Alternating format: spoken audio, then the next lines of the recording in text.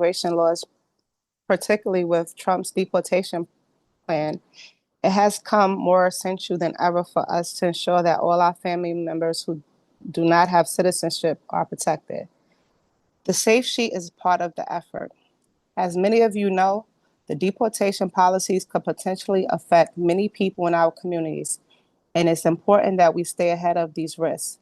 This form is designed to help us collect and document key safety information to support families during these uncertain times. It's especially crucial for non-citizen family members to fill out the form so we have accurate and up-to-date records in case of any emergency. This form will help us ensure that we can provide proper support, alert the right people, and take necessary steps if needed. It's a simple tool, but it plays a huge role in making sure that we all prepare and have the necessary information at hand. Piggyback off of Janae, and I know you guys are maybe asking yourself who should fill out the shake sheet. So while it's available to everyone to fill out, it's absolutely critical that any family member who does not have U.S. citizenship should fill this out as soon as possible. That includes individuals who are relevant in like green card holders, undocumented individuals, DACA students as well. We know that this might not be easy or comfortable conversation to have with your family members, but it is the truth. And given Trump's recent interviews and what he's saying and his plans, we think that it's crucial that everybody in the family fills this out or has access to this and also shares it with anybody that may be able to assist them in case something goes wrong. By having the safe sheet completed, we can ensure that we are in a stronger position to respond when needed and to mobilize. The safe sheet will help you track important information such as current residency status, emergency contacts, as well as critical data and any medical concerns that you may have for yourself. If you need medication, we get a lot of calls in on our hotline. People are not getting the proper medication that they need while they're being detained, which is affecting their health crucially. While this form is essential for non-citizens, it's also valuable for all households. Everyone should understand that it's all about family safety, and that's what Families for Freedom is about. We just want to ensure that the family is prepared and safe in case anything goes wrong. I'll pass it back to Janae. She can share how crucial the safe sheet was for her and her family.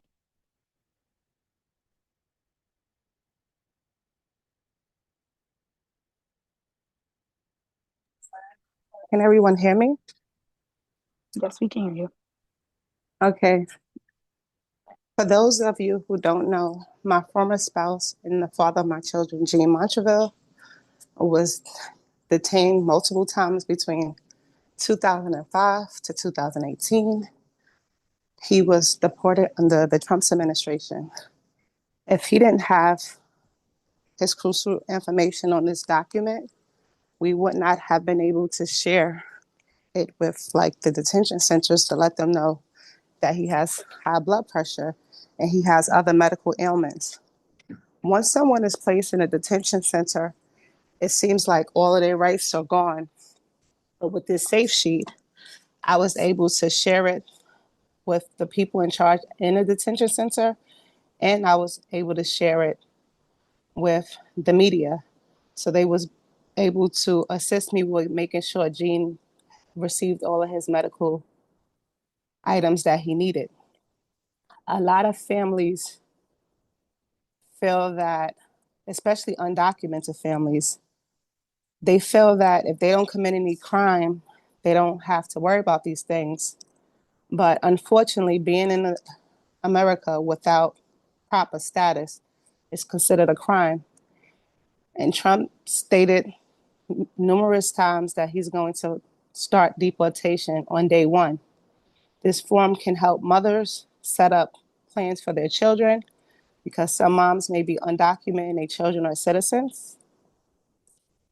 This form can share, if they have an attorney, the plans that they want for their children. They also can share their healthcare summary with us or someone that they trust. They have an emergency contact because unfortunately, 9 times out of 10, if someone is picked up by ICE, they're not even allowed an emergency phone call right away. ICE may give them a phone call while they're transported, say, from New York to New Jersey. Some people don't get a call until they're as far as Louisiana, and it's very unfortunate. And during this week of action, I felt it was very imperative that we share this form with our allies, and our allies can share with people who are in need of documenting their information. And at the bottom, it shows you the medical conditions and the allergies, because sometimes the males in these detention centers, some people are allergic to it. But if they document it ahead of time, we and you all can help advocate, for their betterment, because it's not fair that people are treated unfairly because they were not born in this country and they're not a citizen. Then where it says financial personal contact, I would advise you, if you know anyone who says receiving public assistance, food stamps for their children, not to walk the streets with their EBT card unless they plan on using it. They should leave it someplace safe in case they're picked up by ICE. Whoever they want to be responsible for their children can use that card to buy food until they decide on the next steps for their children while they're being held in detention. If you have any questions, can you please put it in the chat? I'll be happy to answer it.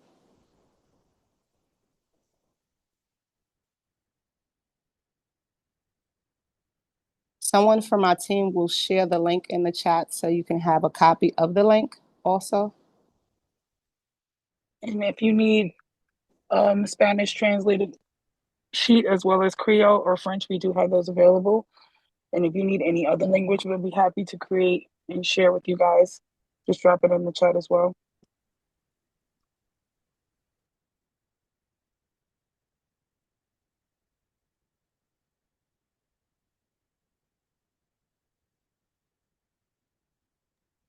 Does anyone that's joining in would like to share a personal story or would share how they feel about this safe sheet? If so, can you please raise your hand?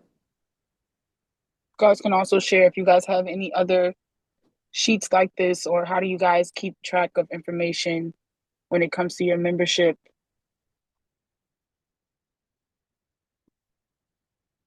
We have one person's hands raised. Miriam, if you would like to unmute and share. Hi there, thank you. I'm joining from Fremont, California, and I work for Project Anar. We work with a lot of detained individuals across the US, mainly on pro se basis, just trying to connect them with legal resources and services. I was just wondering, like, if this sheet has been distributed to different detention centers, like across the US, or like, um, it's best that we, distribute the copies to individuals that we know of. Just curious to know, because we work with like different detention centers across the US. So trying to get any documents to clients are like very challenging. Um, yeah. Well, I feel that we should use the proactive notion, meaning to have the person fill it out before they actually in the detention center, because sending it to them while they're there, the jail may not adhere to these items because they may feel that this person is not being honest about all of their medical conditions. We've had a Packet to Prisons initiative that we've done before, where we sent these sheets as well as like info packets about the services that we offer and how it may benefit people. Um, and a lot of times the packets were returned back to us, or people telling us that they're not able to share the information, so they have to call in and tell us over the phone because the jails are not listening to them and they're not getting the services that they need.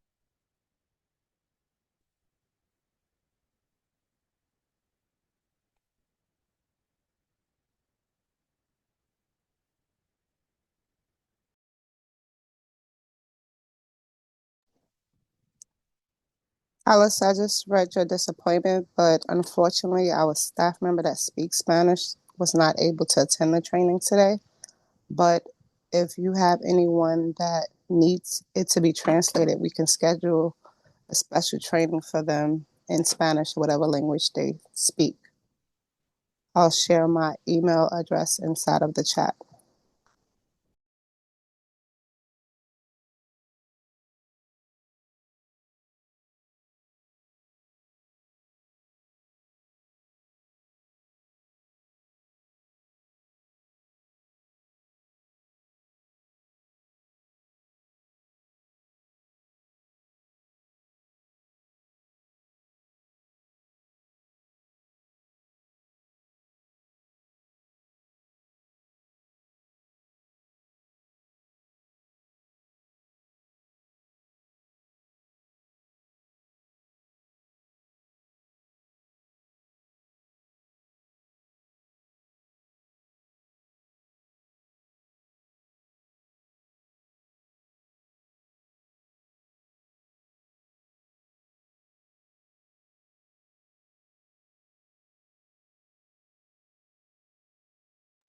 And if anyone needs this form in a different language besides English, I shared my email address in the chat. You can feel free to reach out to me and I'll share the form in whatever language you need it in.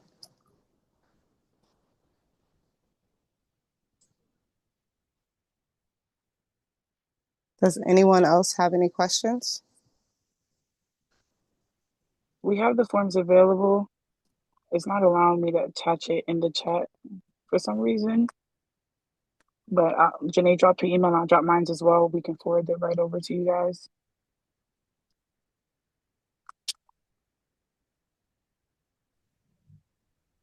I have a question. Okay. Sure. Could you just talk a little bit for those of us who are allies who are not facing the kind of targeting and vulnerability of those who do not have U.S. citizenship, sort of how these conversations get started and sort of what emotional issues come up for people as you're talking to them about very difficult stuff about what their plans are about what will happen for their children if they are to get arrested or detained or deported? Sure. Thank you for your allyship. We appreciate the question. I think that when it comes to that, usually conversations are started in a safe space for people. So if you know of any community centers or any churches where there's a large immigrant population, that's usually a great safe space where people feel comfortable to talk about their needs and how they can be supported, whether that be with assistance of setting up a backup plan for their children, whether that be financial assistance, or whether that be plans in the future, because we don't know what the future looks like given Trump's recent administration. We know what happened last time, but this time could be a whole different ball game. So I think that's a great place to start. And as well as joining conversations like this and including yourself to get a different perspective for people that are directly impacted. I'll pass it to Janae. Yes, and as a directly impacted person, I just share my personal story and the things that I went through. And people tend to feel more comfortable because I've been through the experience with a loved one and servicing people who are in the detention center who didn't have a chance to fill out a form such as a safe sheet. What they will do is, if they have loved ones on the outside, they may have left their medical information at home. I can reach out to their loved one and their loved one can fill it out on their behalf. And we can attach a copy of like the health summary form that we get when we go to the doctor and they say what we came there for. And it may list all of the medications and things of that nature. And I know the children are a very sensitive subject because no one would ever want to even envision being separated from their children. But this is the unfortunate times that we're living in now, and especially with the new administration that's about to start next month.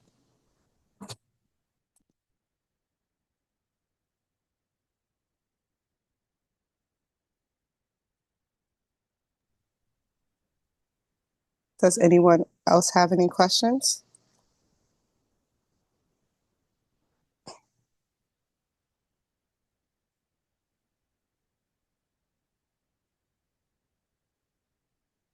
Yes, we have one hand raised from Hassan, if I'm saying that right. You are. Hi. So this is Hassan Shafiqul. I'm with the Legal Aid Society in New York. I just wanted to say thanks so much for this sheet. I think it's super helpful to, but I had two comments. One was in response to the person who just asked a question. What we've been finding with our clients who are in ICE detention, these issues are already very much on their mind, right? In terms of like who's going to take care of my children and, my family and all that kind of stuff. And so I think just having the conversation with them is going to be welcome.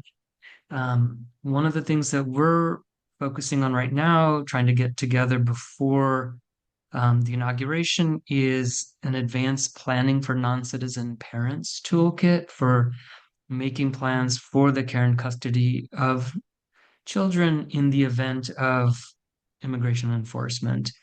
At least in New York, there are great things like designation of personal and parental relationship and standby guardianship designations that people can do in advance to make plans for the care and custody of their children. Because once you're detained by ICE, of course, it's much harder to do those. And once you're deported, trying to get your child back, I think is really challenging, obviously. And so um, just flagging that, I think, is a really important thing for folks to start thinking about now, given how aggressive enforcement is likely going to be.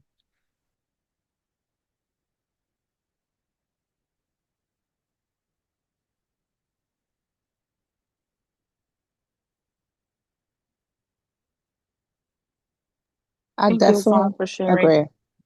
Thank Can you. you share some of that information in the chat, or do you have an email that we can use to get in contact with you? Yeah, I'm gonna put my email in the chat. We're hoping to have the different documents in the toolkit ready by early January. I'll go ahead and put this in here now. Great, thank you so much.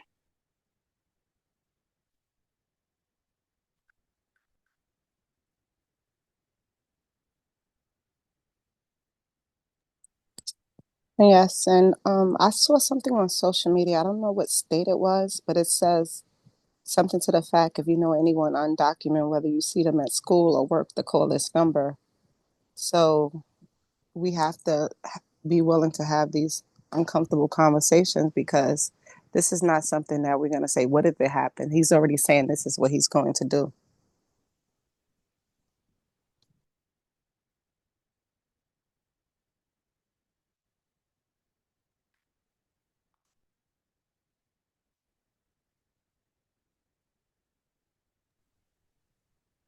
Does anyone else have any questions or insight on what we were discussing today?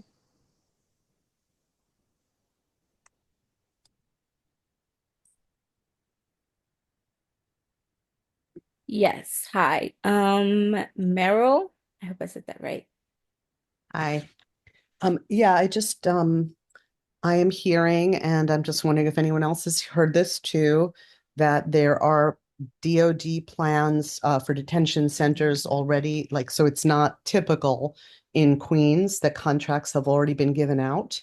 And that something that we need to consider is that we're going back to them possibly building detention centers in New York City, not necessarily run in the same way they have before. So I'm just wondering if anybody else has heard that information. And yes, I have heard that information. Okay, That's yeah, I crazy. wanted to just confirmation because, rumors spread and people are afraid, obviously, like we're talking about. Yes, it's a really scary situation. I had went to do a presentation at a high school a few months ago in Brooklyn, and a lot of the students that's 18, they're worried because they're undocumented and they're going to be the person that, he targets. So it's a very unfortunate situation. That's why this safe sheet is basically setting up a contingency plan in case the inevitable, actually happens.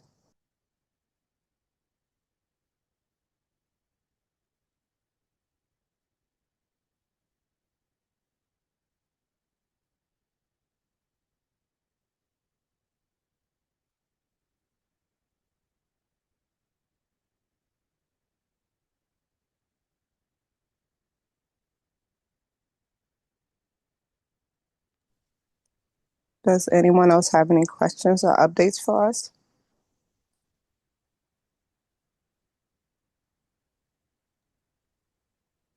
I just put another question in the chat. Deanna, can you please read the question? Sure. I'm just trying to pull up the chat. Okay. Do undocumented parents or those in mixed status families, example with US born children, have a decision to make about whether they want to bring their children with them if they are deported or leave them in the care of someone else? Yes, they do have a decision that they're going to have to make because technically and legally they cannot deport a U.S. citizen, even though he talks about trying to take the rights away from citizens that's born to undocumented parents. But as of now, they're going to have to, make that hard decision. God forbid that they're detained and deported, who they would leave in charge of their child or children.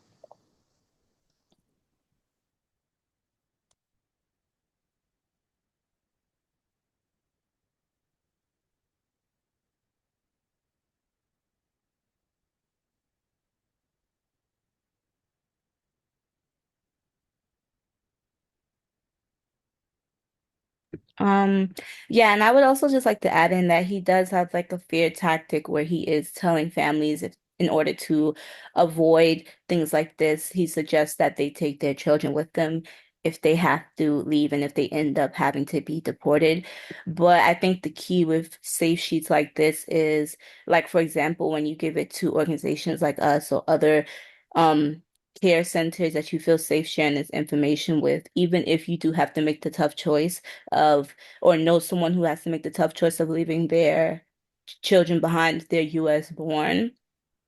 She's like this, help us get in keep in contact with the child, if it's up to your wishes, just to make sure that they have like a center or a place like us to come to for help. We do programs and stuff like that. So the safe sheet is also for parents and like for the longevity purposes if they have to make these decisions for their kids.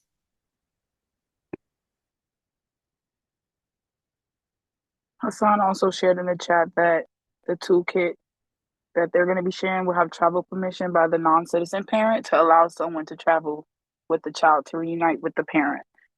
So it's like an authorization form because I forgot the law, but I know they do stop people when they're trying to leave the country if they don't have both parents' permission. Eliza asked a question whether people also have thoughts about avoiding actual detention and deportation.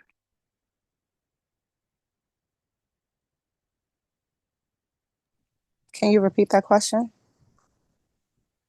She's asking, do people have thoughts about avoiding actual detention and deportation, like in its entirety?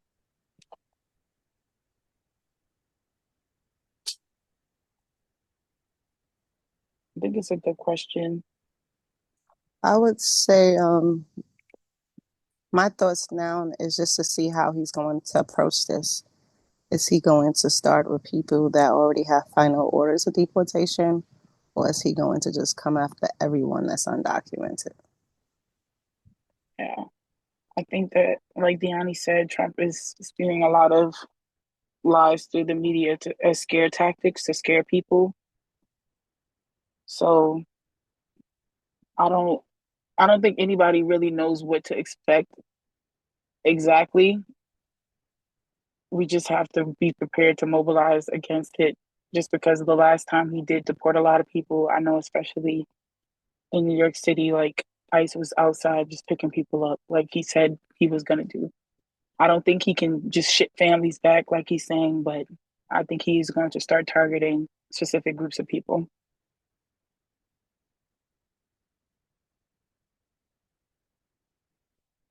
And also to note that we do know that there are some people who are more at risk and more vulnerable than others because they are populated essentially together. Like in NYC, we have a whole bunch of migrant shelters, so it is harder for them to, in any sense, try to avoid this deportation or avoid being targeted because they are grouped up in these places and it's easier access to them. So whether or not they're trying or they're actually like making plans is something that I think it's on their minds. But I think it's also hard because they have their families in these shelters and to uproot any type of comfort or stability that they do have, it's hard for them to choose. And I think they just want to wait to see how it all plays out. Seeing as though New York is supposed to be a safe haven. However, like Janai said before, that doesn't necessarily exclude them from all possible threats because ICE works in mysterious ways, especially with surveillance and technology that has been increasing with watching them. It's Mhm. um Yeah, Anna said we should advise parents of mixed families that they should try to get their kids the U.S. passports just to make sure they have another form of ID, that it'll be safe and sorry. She also stated that in Texas, a lot of newborns are born to undocumented parents and not given birth certificates, which is against the law. Make sure if there are parents with U.S. born children that they have their birth certificate. That is true. That is sad. I know that in different states they have like different ways of holding undocumented people back. Like I went to a conference in October and they were talking about how the DMV was like calling ICE and reporting undocumented people like that were trying to get an ID. So you just have to be aware of the state that you're in and how they might try to steal information and call ICE on undocumented people because, like Deani said, surveillance is up and they are looking for different tactics to get people. Thank you for sharing, Anna. Does anybody else have any questions or anything to share with the group that might be helpful or give some more insight?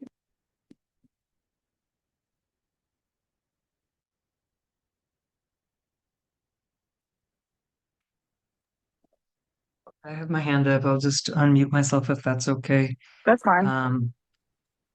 Just two thoughts. One is in terms of like where ICE is going to go and do its enforcement.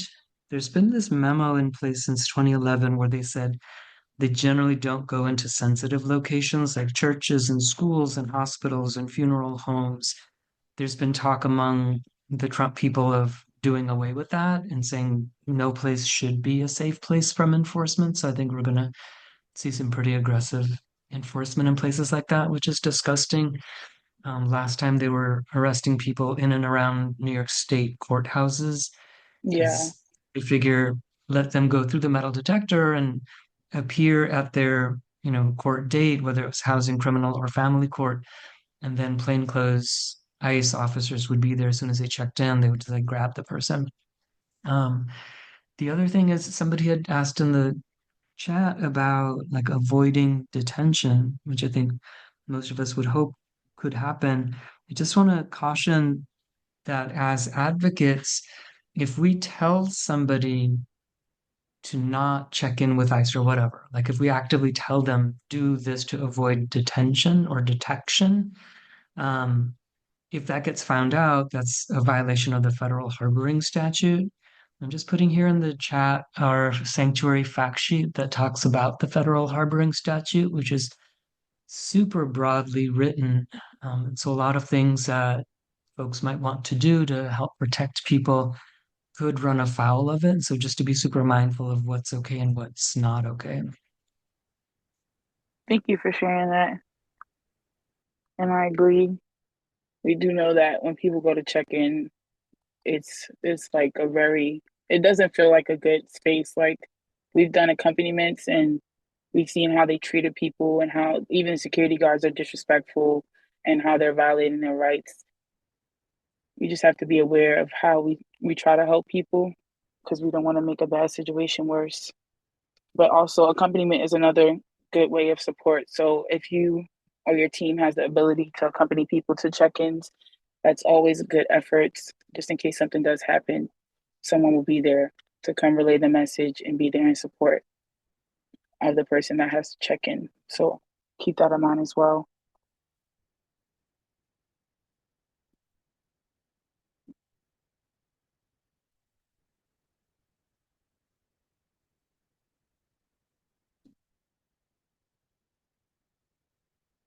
Does anybody else have anything they would like to share or any more questions?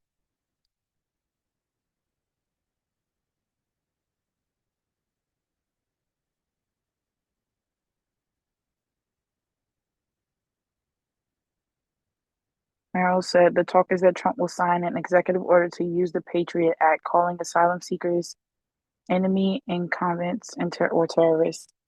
Yes, that is what he has been saying, and that he would use the military as well to get people out of America, quote unquote. So I feel like I'm trying to be positive. I'm trying to think positive of what's to come, but I feel like it's going to be it's going to be more aggressive tactics being used than before when it comes to undocumented people.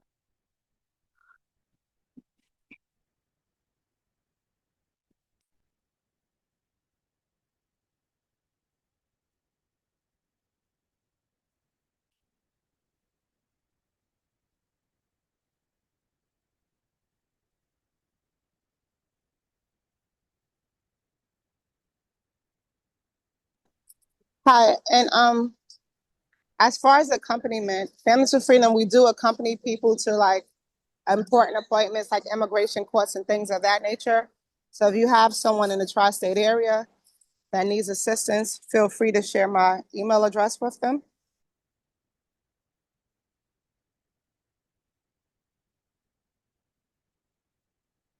Also, I'm going to stop sharing the screen now just for seconds because I will drop a form link in the chat for our membership form. It's just so we can gather your name, any type of contact you have, or like where you are checking in from. Just in case you have any questions, you can complete the form so that way you can become a part of our listserv and get direct access to our office, and we'll be able to contact you if you have any questions about how you would like to continue to remain an ally, how you can do your part, or if you know anyone who needs assistance, we can help you with that as well. We also help along with like accompaniment, like Janae said, we help people fill out forms and stuff for human resources or for any applications they need assistance with. And anybody you know that might be in the New York metropolitan area that is in need of donations for clothing and stuff like that, we do that as well.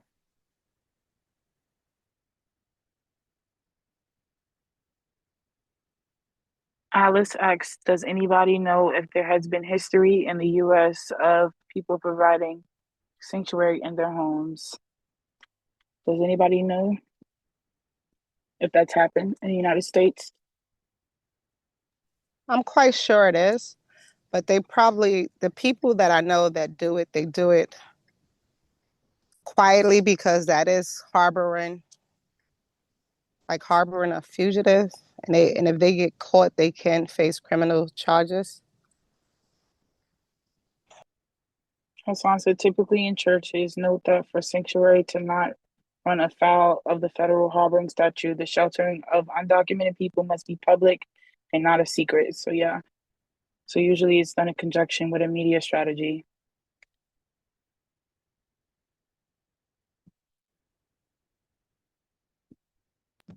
But we have had cases in New York when Jean was picked up in 2018.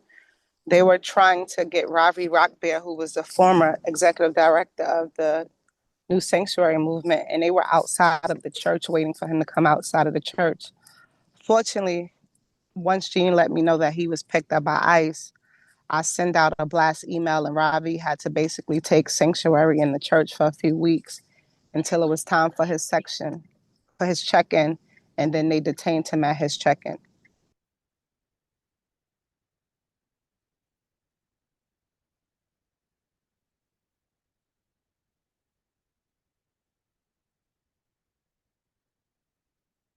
Which is great. Does anybody else have any thoughts or questions they would like to share?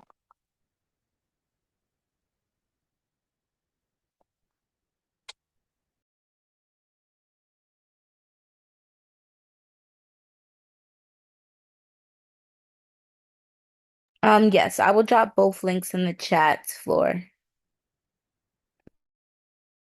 Thank you.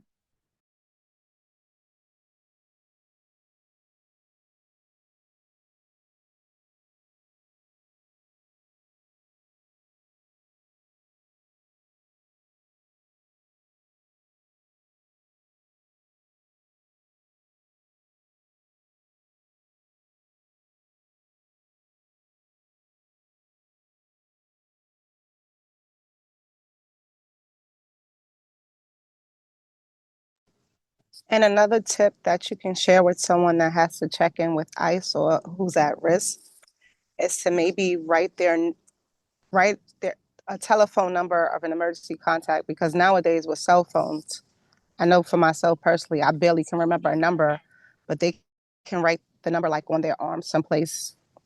So if they are detained, they can make a phone call or have another detainee who's been there longer than them make a phone call to let their loved one know where they're located.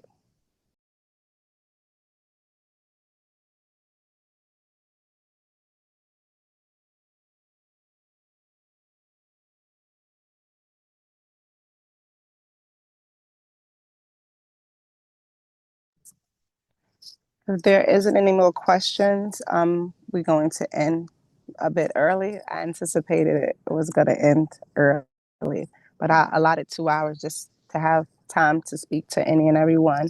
If you have any questions that come to you afterwards or any things you would like to share, feel free to shoot us an email.